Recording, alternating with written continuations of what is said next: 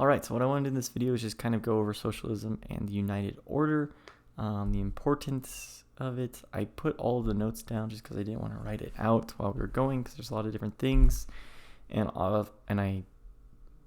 this isn't super important. It is important that we should talk about, but it doesn't really build like other principles that we learn in other areas of economics. It's kind of its own thing. So I don't really remember all the details, which is why I had to write them down beforehand. So socialism versus United Order. Really briefly, what is socialism? What is United Order? So socialism key principles is using state power to achieve equality and then public ownership and control of the vital means of production. Basically what this means is, as individuals, we give everything we have to the state, and then the state distributes it among those that they need, like based upon needs. So public ownership means the state owns it, and it's owned by everyone technically, and they also control the means of production as well. So they control who produces the goods, the land, etc. United Order. So it's a little bit different. One, it's consecration. So we give what we have to the Lord. But we still own it. We're just giving control to the stewardship.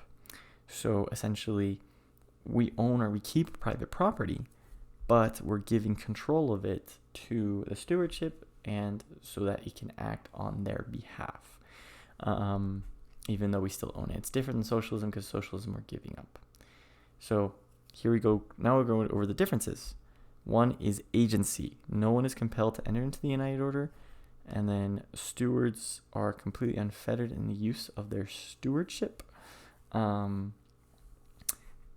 Exactly. It's completely voluntary if you want to give your property control over to the stewardship. While in socialism, you're forced to. To private property. The United Order maintains private property like we talked about, and the steward legally owned his stewardship, and then members reap the profits but are expected to donate surplus property for the bishop to redistribute. So if there is profit from the control, from the stewardship, then the members take part of this profit, while in socialism they don't get any profit. They're giving all control, and it's complete redistribution. Motivation. Members of the United Order act out of love of God rather than love of society. That's socialism. They do it out of moral obligation to society, while United Order they want to give. And then finally, administration. United Order is directed by priesthood, which is much less susceptible to political corruption. This is true. And then finally, so it's directed by priesthood power, while the socialism is a government entity. It's by elected officials, and you give your property to the state for them to redistribute. And then finally, preparation. Men must be righteous before the United Order can succeed. Okay, so hopefully this makes sense. Just understanding these differences and what each one is important to help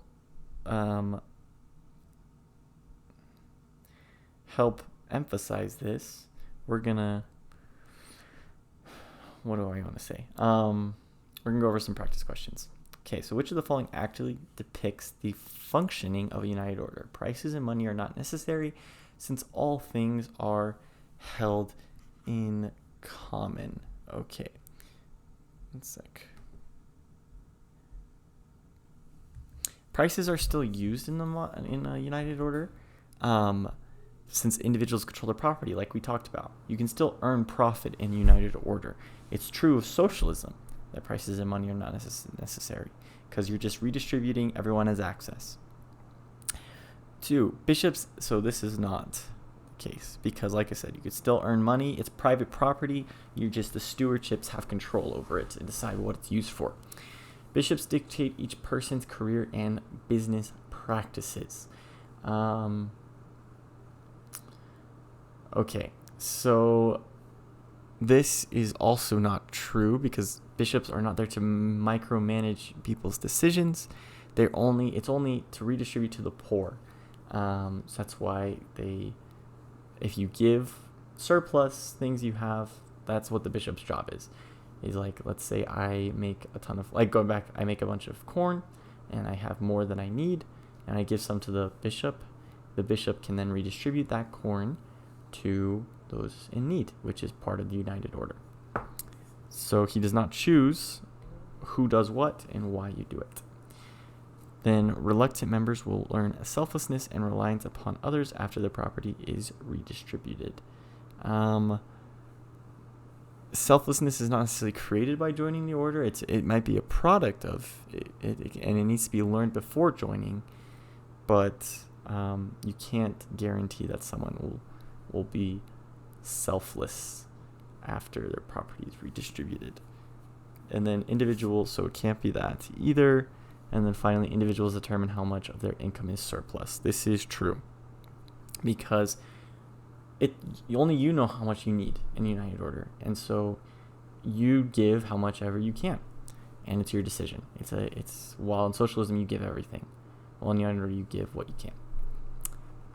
Okay, then one similarity between socialism and the United Order is that both systems have central planners who give detailed instructions on how to use communal property.